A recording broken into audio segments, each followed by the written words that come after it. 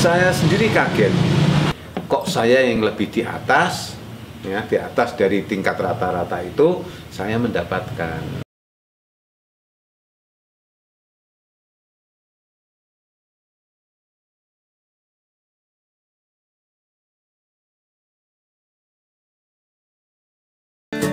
Kali ini ada cerita yang menarik kaitan dengan bantuan corona. Banyak cerita tentang bantuan corona itu tak tepat sasaran. Tapi ini ada kasus yang menurut saya itu agak ekstrim. Ada pengacara terkenal tapi juga dapat bantuan. Sebelum masuk ke situ, kita perkenalkan dulu. Ya, terima kasih. Nama saya lengkapnya adalah Ignatius Suroso Kuncoro, SHMH. Jadi benar apa yang dikatakan oleh... Sebentar Pak, sebelum masuk ke situ dulu, Pak Uco di pemerintahan itu jadi apa aja? Oh ya, saya memang awalnya itu adalah PNS. Pertama saya masuk di Bapeda selama 2 tahun, kemudian saya dipindah di Tibum, Kepala Tibum. Tibum itu apa Pak sekarang? Tibum itu ketertiban umum, masuk di pemerintahan, kemudian Tibum menjadi Satpol PP. Kepala Satpol PP? Ya, saya jadi Kepala Satpol PP. Kemudian saya kena degradasi, kemudian masuk ke Kasubag Perundang-undangan. Setelah Kasubag Perundang-undangan, saya menjadi Kasubag Bantahan Hukum yang membawa saya sebagai pengacara sekarang. Yeah. Setelah dari Kasubag Bantahan Hukum, saya dipindah di Tibum lagi, tapi di Sospol. Setelah dari Sospol, saya dipindah di Capil, Kasih Pendaftaran Penduduk. Kemudian setelah dari Kasih Penduduk, saya jadi Kabag Hukum. Kabag Hukum 2 tahun, kena degradasi, diturunkan menjadi camat. Eselon 3 ya? Eselon 3 ya, menjadi 3A dulu, kemudian diturunkan lagi menjadi 3B.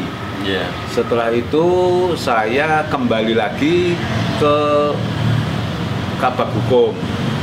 Setelah Kabag Hukum, saya selama 8 tahun, kemudian saya dimutasi lagi di Kantor Informasi Komunikasi.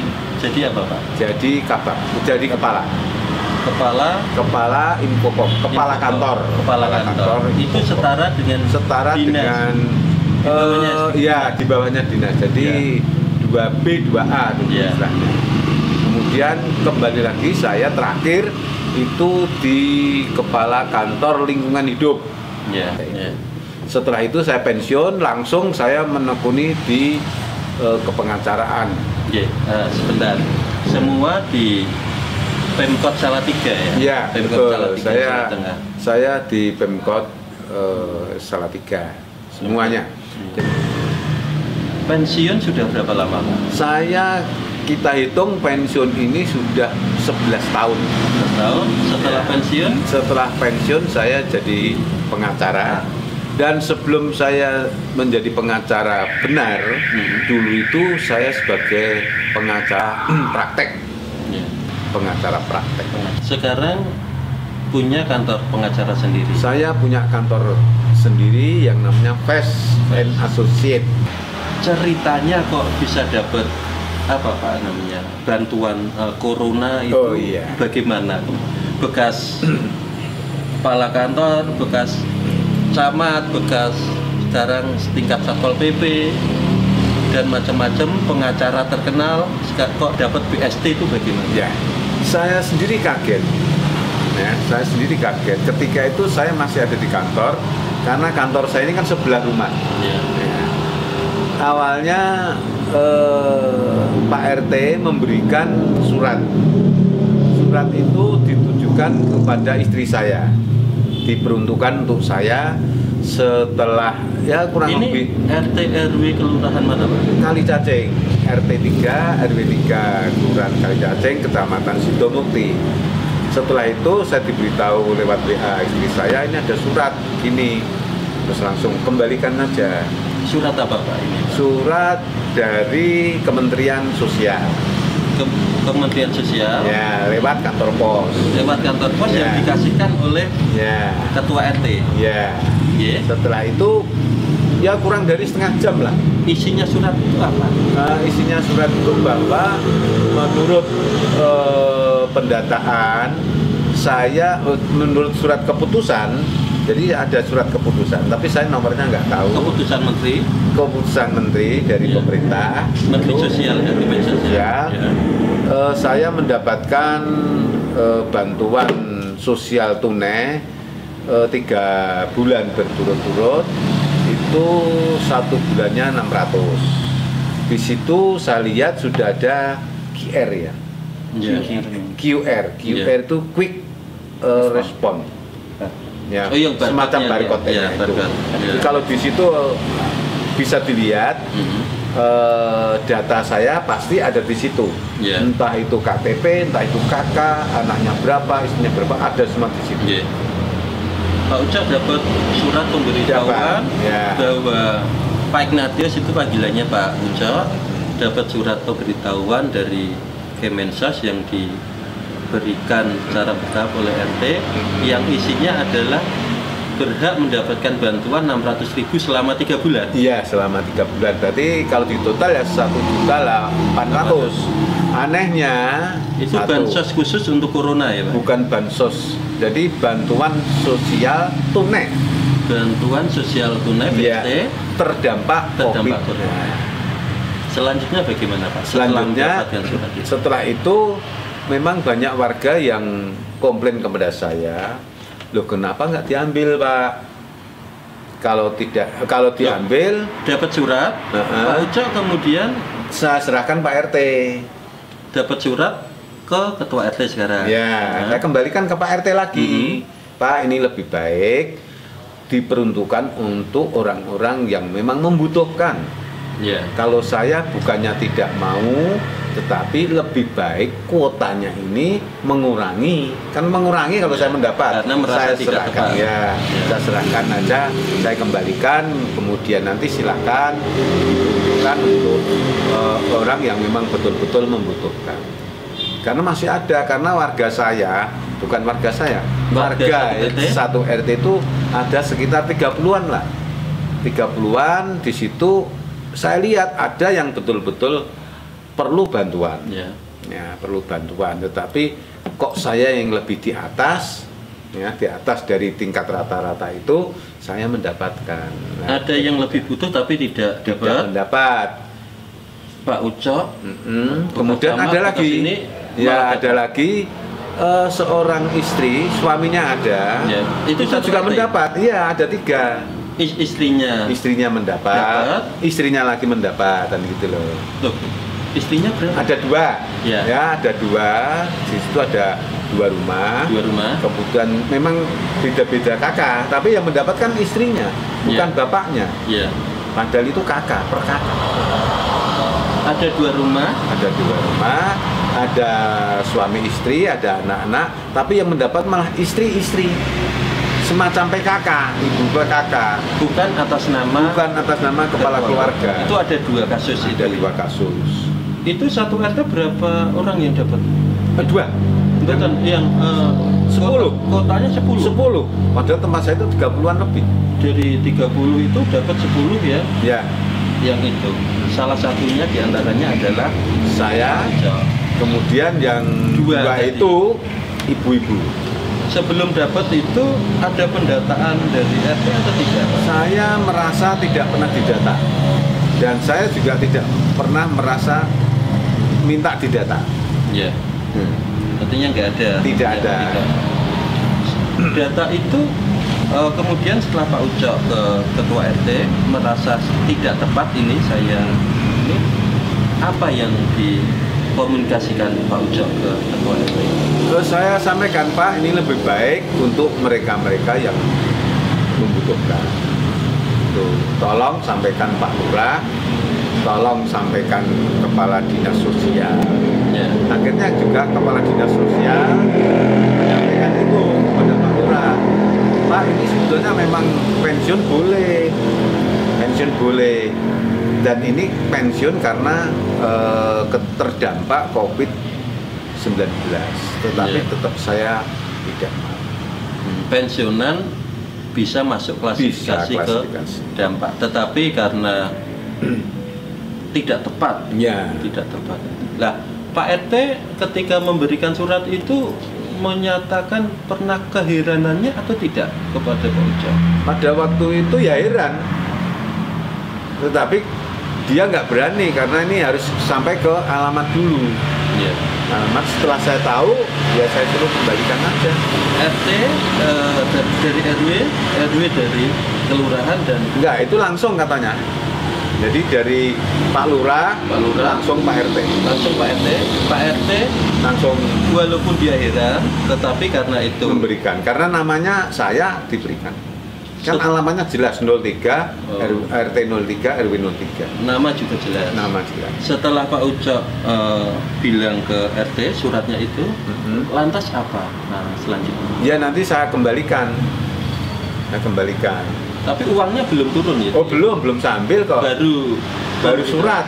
Surat itu isinya apa Pak? Selain itu ada ya di mana ya? Selain nama itu apa? Bentar, saya carikan. Ada logonya. Sebentar. RI. Suratnya. Di situ Oke. juga ada logo kantor pos Kementerian Sosial. Ya. Ditujukan kepada saya, Jalan Tanjung, Kelurahan Kalicacing, Ya. Kecamatan Sidomukti. Jelas ya Salatiga. ini ya. Ya jelas toh. Nomornya juga ada. Ya. Pemberitahuan nomor Danom istilahnya, Ya. 507-037-3030-04. Langsung isinya Isinya di sini menyatakan bahwa dengan hormat berdasarkan keputusan pemerintah Republik Indonesia, SIKI, Kementerian Sosial Republik Indonesia, Bapak, Ibu, Saudara-saudari dinyatakan berhak memperoleh bantuan sosial tunai, ya, dalam kurung bantuan sosial tunai tahun 2020 senilai Rp600.000 setiap bulan selama 3 bulan. Adapun persyaratan pengambilan penerimaan bansos tunai ini adalah 1. Menunjukkan KTP PL atau kartu keluarga asli. Yang kedua, memperhatikan ketentuan pencegahan COVID-19 menggunakan masker. Ini ada ngambilnya di mana, ada keterangan? Disampaikan oleh Pak RT. Di sini tidak disebutkan. Di sini hormat kami PT Pos Indonesia Persero. Ya. Ya. Kemudian diarahkan untuk mengambilnya itu jam 9 khusus untuk RT 3 RW 3 di Kecamatan Sidomukti. Kecamatan Sidomukti, padahal saya pernah menjabat sebagai camat di kecamatan itu. Sehingga di sana masih ada anak-anak buah saya yang belum pensiun. Nah, saya kan malu kalau betul-betul menerima. Pak, di samping itu memang ini dirasani. Nah, itu reaksi Nah, tetangga warga. reaksi itu harusnya Pak Ucok mengambil, baru diberikan yang membutuhkan. Siapa yang dianggap itu oleh Pak bagi Ucok itu tetangga-tetangga pendapatnya harus Pak Ucok ambil, kemudian dikasih ke orang. Kenapa itu tidak dilakukan? Saya pikir demikian. Jadi kalau itu saya ambil, berarti kan yang mengambil saya. Atas nama Apa orang tahu Pak kalau Ignatius ya? Apa orang tahu kalau itu nanti saya berikan kepada orang lain? ya. Kan tercatat tetap nama saya yang memperoleh. Kalau toh diberikan, Kuotanya kan tetap Misalnya tadi 10, ya tetap 10. Kalau begini, ya saya tidak ambil, saya kembalikan 9. Yang satu nanti kan masih dicari. Nah, ini tidak butuh, berikan orang lain. Harapan saya seperti itu. Datanya berubah. Datanya harusnya berubah. Dan ini dijanjikan oleh kepala kantor, kepala dinas sosial. Semua itu akan dievaluasi. Kepala dinas sosial Kota Salatiga. Nah, Pak Rohadi Esa. Nah, kata Pak Kepala Dinas itu datanya dari mana, Pak? Sebenarnya? Apa? Pas ngobrol-ngobrol. Ngobrolnya dengan Pak Lurah. Dengan Pak Ucap? Tidak. Tapi dia tahu saya. Yeah. Oh iya, saya tahu nih. Kok nama saya masuk itu Pak Ucap sempat nyari atau enggak maksudnya? Saya tanya Pak RT. Pak RT tidak tahu, terus tanya Pak Lurah. Yeah. Pak Lurah tidak tahu, tanya Pak Rohadi selaku kepala dinas, menanyakan. Saya kan juga butuh nanti kan mendapatkan Pak informasi kemarin kan gitu. Oh ternyata itu data itu awalnya dari RT, kemudian RW, kemudian dikolaborasi dengan data dari PMS. Ya. Di samping itu juga data dari dinas sosial. Tapi ini baru pertama kali dapat. Saya baru pertama kali.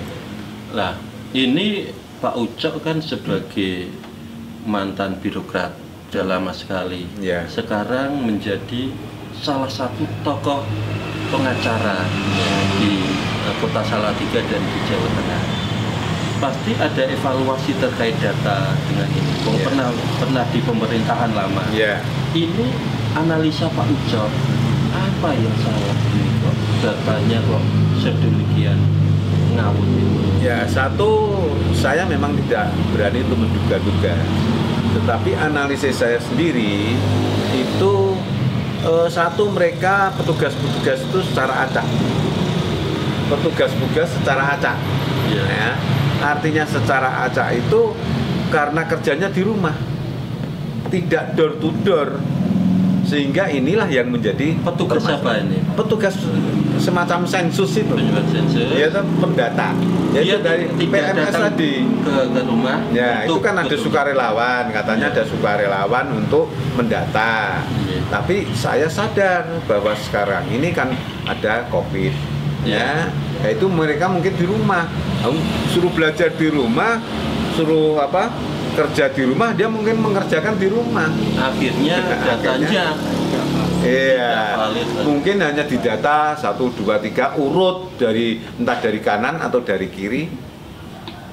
Ya, akhirnya mungkin dari pemerintah sendiri mengambil yang pertama dulu.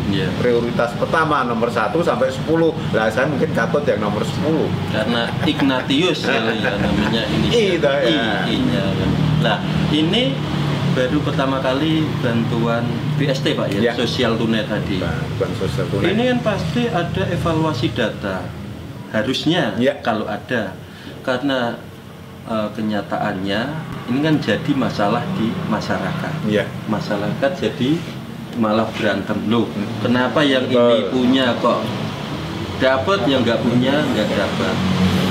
Ya kira-kira masukan Pak Ucok sebagai mantan birokrat sekarang praktisi hukum kepada mereka-mereka yang kaitan dengan data ini apa?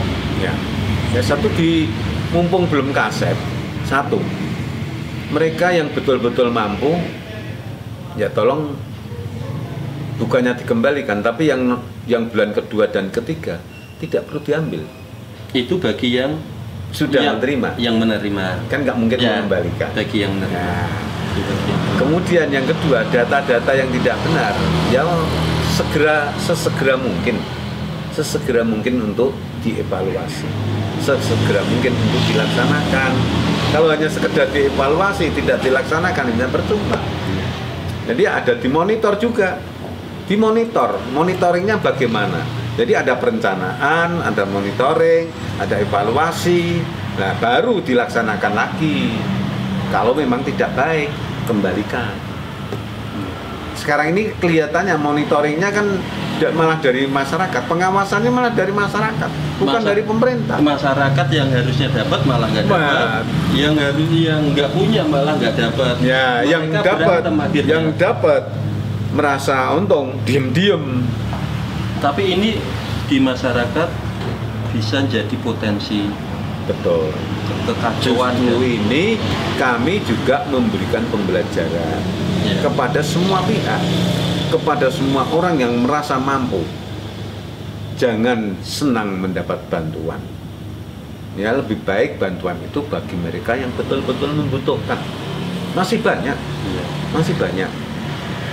Saya tidak melihat se-Salatiga, tidak melihat se-Jawa Tengah, tapi melihat se-RW, se-RT saja, itu masih ada.